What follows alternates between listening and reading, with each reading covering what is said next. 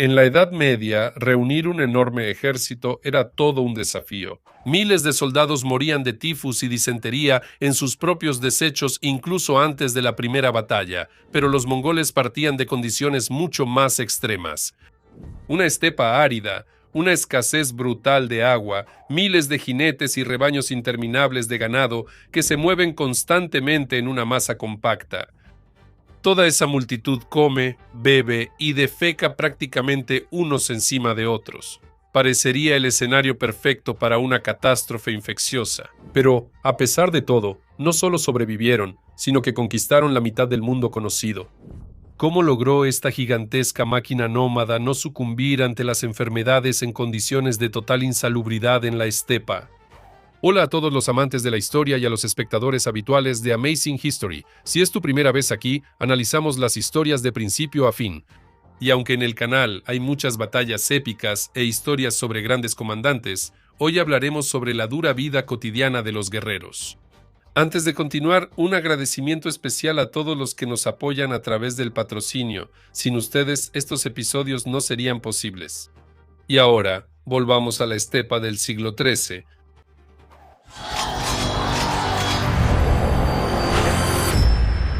Empecemos, si les parece, con un problema básico.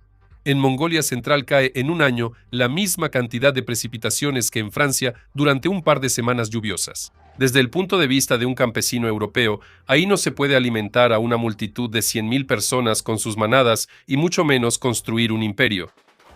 Pero los historiadores suelen pasar por alto un dato genial. Los científicos analizaron los anillos de crecimiento de los pinos siberianos y descubrieron un detalle interesante. Justo en los años en que Gengis Khan consolidaba su poder, el clima de repente se volvió más benigno. Hubo un período anormalmente cálido y húmedo de 15 años en medio de siglos de sequía. La estepa floreció, lo que significa que la base alimenticia aumentó varias veces. Al principio los mongoles simplemente tuvieron suerte con el clima. Pero esa suerte climática no explica cómo después marcharon por los páramos quemados de Goresem o Irán, donde no había ni rastro de lluvia. Y después entraba en juego una memoria fenomenal. Las familias nómadas, de generación en generación, recorrían los mismos caminos, convirtiéndose en mapas vivientes. Los pastores sabían exactamente bajo qué cauces secos se escondía el agua, qué arbustos espinosos crecían sobre la capa freática y cuándo el pozo de los abuelos volvería a llenarse. Los exploradores de Chinguis Khan iban delante del ejército no solo para buscar emboscadas, también revisaban las cadenas de manantiales. Resulta que el ejército no avanzaba a ciegas por el desierto, sino siguiendo una red invisible de pozos que se conservaba exclusivamente en la memoria colectiva de los nómadas. Pero una cosa son los pozos, y beber agua cruda en un territorio recién conquistado es un camino seguro a la tumba. No había nadie para comprobar su calidad. Por eso los mongoles casi no bebían agua cruda. Su bebida principal era el kumis. Es leche de yegua fermentada y el propio proceso de fermentación mataba perfectamente la mayoría de los microbios. Además, los nómadas tomaban constantemente té salado. Cada tazón era una porción de líquido hervido y por lo tanto seguro, que funcionaba como una medida sanitaria gracias a la tradición de la hospitalidad. En cuanto a los caballos, estos duros y poco llamativos animales llevaban siglos adaptándose a las condiciones más extremas de la estepa. Su sistema inmunológico manejaba sin problemas las bacterias de arroyos y pozos salvajes, que podrían tumbar a una persona común. Además, sabían cómo obtener humedad directamente de la naturaleza. En invierno, los caballos simplemente comían nieve y en la temporada cálida los sacaban a pastar temprano en la mañana para que los animales recibieran una buena porción de líquido junto con el abundante rocío en la hierba. Todo este sistema estaba respaldado por una ley estricta. En la Gran Yasa de Chinguis Khan había un artículo cuya violación se castigaba con la pena de muerte. Estaba estrictamente prohibido lavar la ropa y bañarse en agua corriente, y mucho menos hacer allí las necesidades. En la Gran Yasa de Chinguis Khan estaba estipulado. Al parecer, el monje franciscano Guillermo de Rubruck se llevaba el dedo a la sien y escribía que los nómadas simplemente temían enfurecer a los espíritus del agua. Hay algo de verdad en esto, por supuesto. El tengrianismo realmente divinizaba el agua. Pero detrás del misticismo se escondía un pragmatismo absoluto. Los ejércitos y los convoyes se extendían durante la marcha por decenas de kilómetros. Todos ellos dependían de las mismas y escasas fuentes de agua. Y si la vanguardia convierte el río en un baño, un abrevadero o un retrete, entonces cientos de miles de soldados y animales que vienen detrás simplemente morirán por esa agua sucia. Así que la ley, envuelta en temor religioso, resolvía una simple cuestión sanitaria. No cagues donde tus compañeros van a beber. Pero aquí surge una pregunta bastante razonable. Está bien, las personas son seres conscientes y entienden la severidad de las leyes. Pero ¿cómo controlaban los nómadas a millones de animales? Porque si dejas sin pensar una enorme manada en una pequeña fuente de la estepa, van a pisotear las orillas de inmediato, convertirán el agua en lodo líquido y, se cagarán por todas partes.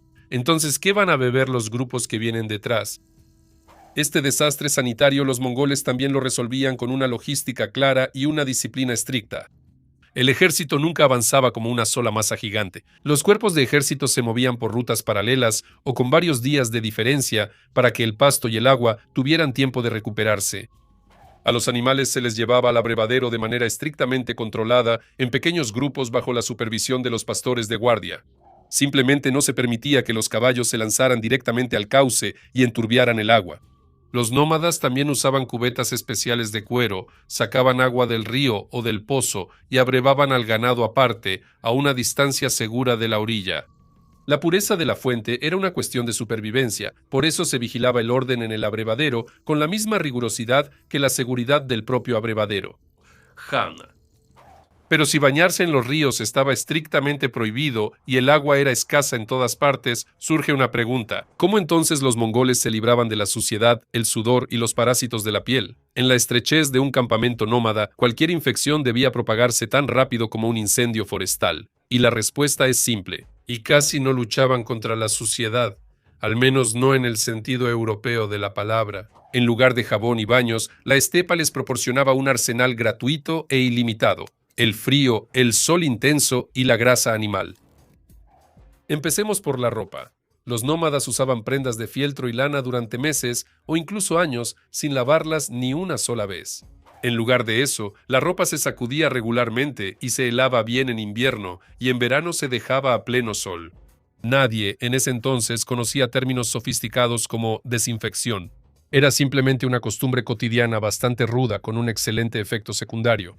Menos 40 grados es una sentencia de muerte para los piojos y sus huevos. Y el sol de la estepa, a una altura de un par de miles de metros, irradia un potente ultravioleta y funciona como un emisor bactericida natural.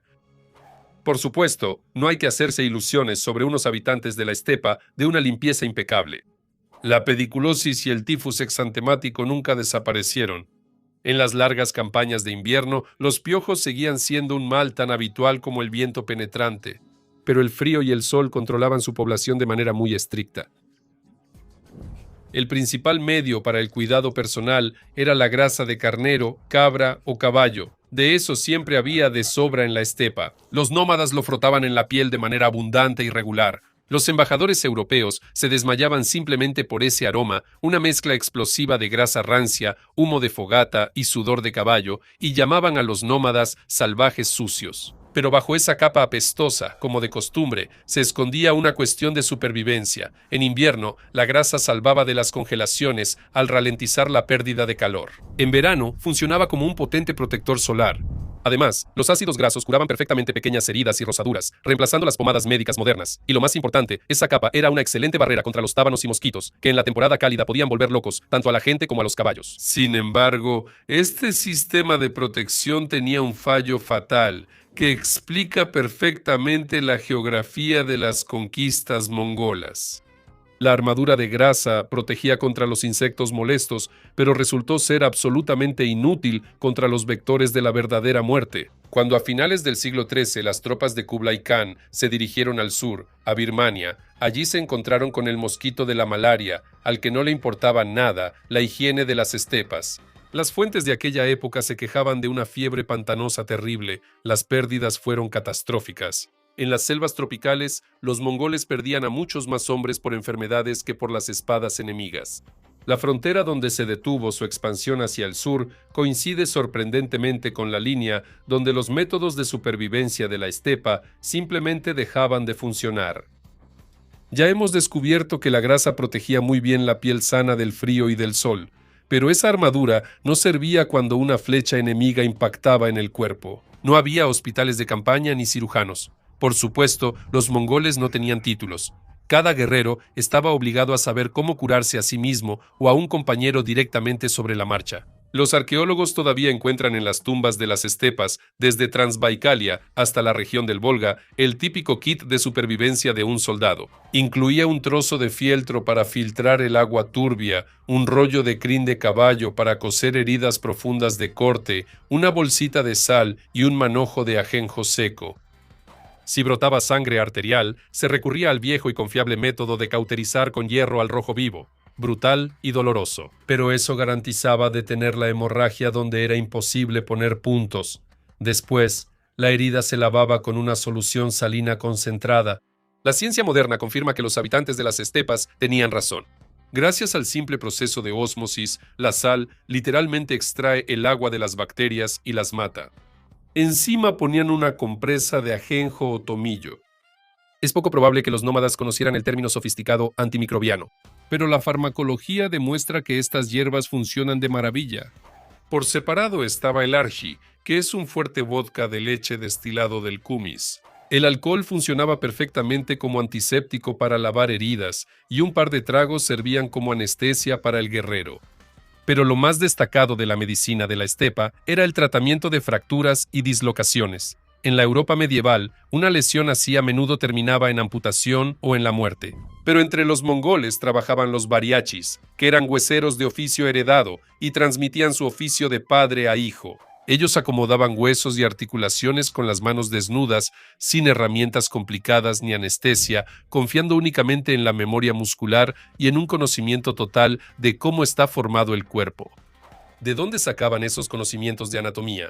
Todo se debía a que cualquier familia nómada, a lo largo de su vida, despiezaba cientos de animales, entre ovejas y caballos.